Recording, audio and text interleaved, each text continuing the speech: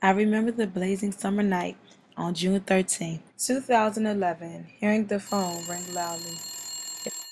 It was my Aunt Trina calling my mother to inform her that their sister had been diagnosed with pancreatic cancer. From this moment, we knew those scary terms were headed for the worst. With the short week's notice from the doctors, as a family, we made a quick transition to allow her to stay with her daughter so she could finish living her life comfortably. As her days became shorter, I remembered the hopeless look on her face as she laid in bed with sunshine yellow eyes, stomach swollen, and hair stiff as a statue. I remember this clearly because it was something I could not forget and hurt me to see. Following this hopeless day, many people gathered to celebrate her birthday.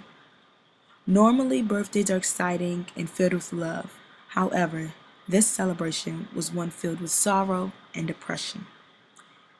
My aunt and I share the same birthday, and because of her circumstances, celebrating my birthday will never be the same because I'll always be reminded of the time I saw my aunt at her lowest.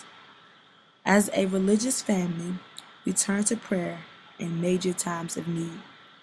And during the middle of prayer, my aunt slowly looked up and said a few words.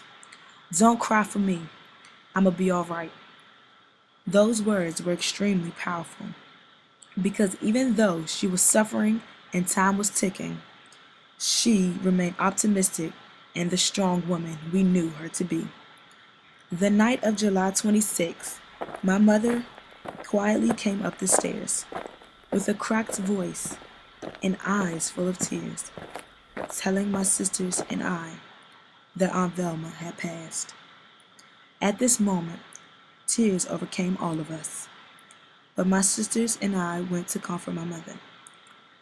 Even though I didn't have the words to comfort her, I just held her. All I could think about was Aunt Velma being in a better place. This experience has helped me to reach the pinnacles that she never reached. And after every race of life, I know she is looking down on me and saying, "Job well done."